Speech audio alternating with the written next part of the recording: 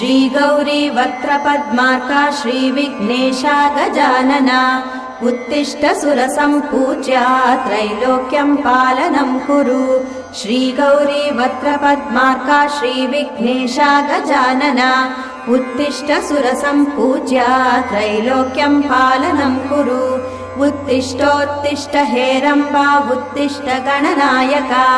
उत्तिष्ठ करुणापूर्णा भक्तानां भाग्यदायका उत्तिष्ठोत्तिष्ठ हेरम्बा उत्तिष्ठ गणनायका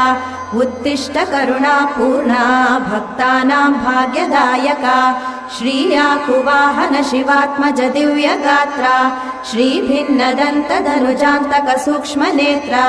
सर्वार्ति दुःखशमना फणिराजसूत्रा देवा गणेश्वर विभो तव सुप्रभातम्।